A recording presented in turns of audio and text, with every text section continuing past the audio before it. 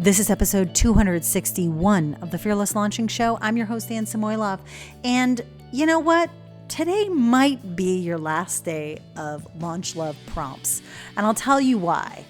Before we get into today's episode, I realize that there are a lot of steps you can take every single day. And today's really is my favorite of all of the steps because it really helps me whenever I do this, which is usually every single time, or I refer to last year's one that I've done, or the last launch where I've done this. This is another piece of the puzzle to make your launches less stressful. So a lot of people, first of all, are talking about doing evergreen style launches and doing this style and using that strategy. And you know what? You can use what you want. I say that you can use what you want. And sure, there are going to be better ones for you, for your people, for your audience. And some people will say that the right one is the one they're teaching. But I truly believe everyone has a choice and you get to choose how you show up in your business. But this one prompt today, really, I was like, what else do I need to say after today? Really. And you can always go grab that launch challenge guidebook any old time you want. I'm just going to leave it there for you to grab, and it's not kicking off a funnel or anything like that. I just want to make sure you know that it does put you on my list, so you'll start getting my newsletters and things like that, but it's not going to put you in some sort of webinar funnel or anything like that, unless you take action on maybe another email that I might have at some point.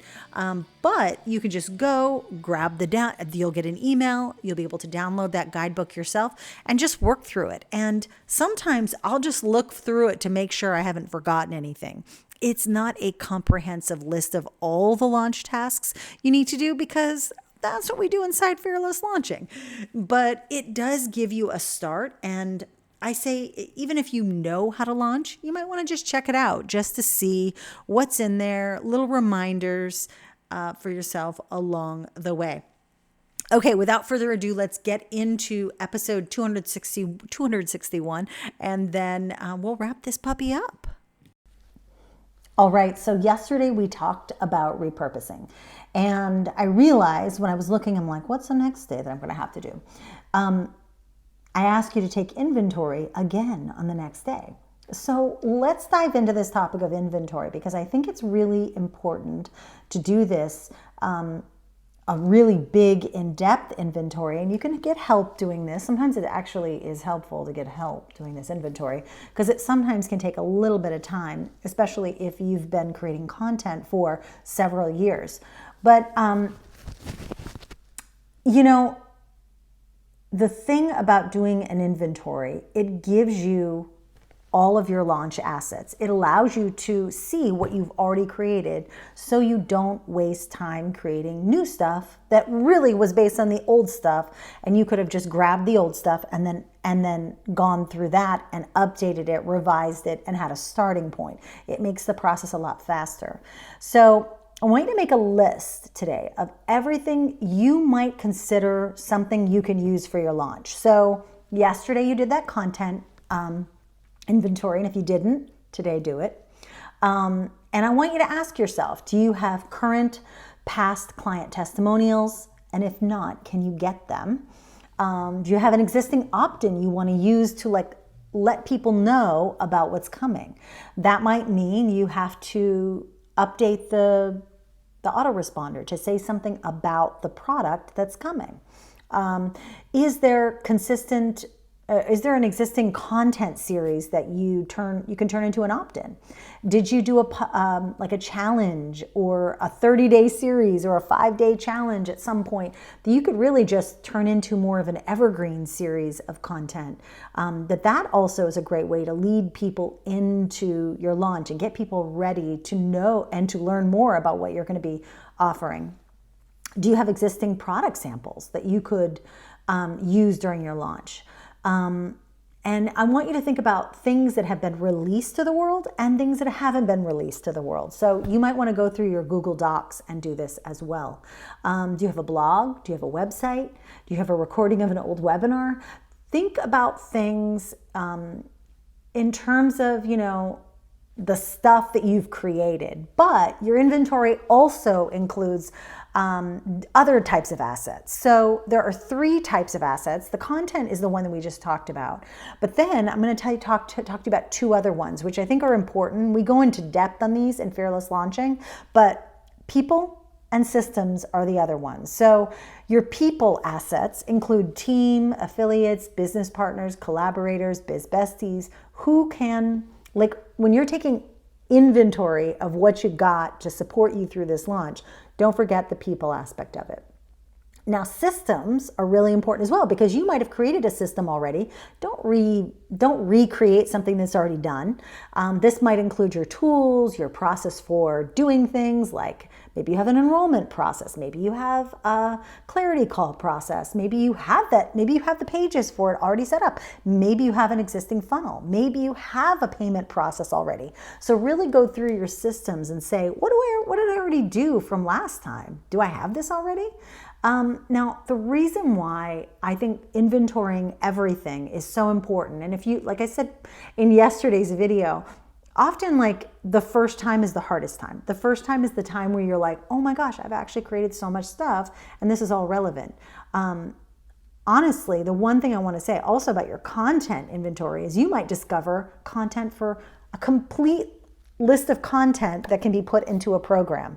This happens. But I think that just for the launch's sake, let's just stick to that for now.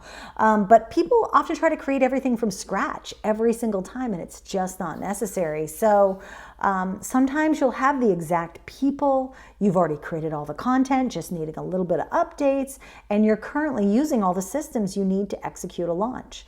And if you've done the job of really looking at how your launches perform and what worked and what didn't, well, you'll know what to keep in your asset inventory list and what to get rid of. So it's time to do your inventory right now. This is the thing that once you do this, you're going to have a really good idea of what you have to create for your next launch. Okay. So if you don't know already, you're going to know after you do this inventory. All right. That's it for today. So go ahead and download that Launch Love Challenge guide.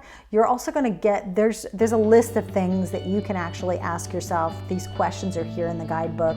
And tomorrow, I'll see you tomorrow, I guess, or the next video. I'll see you in the next video.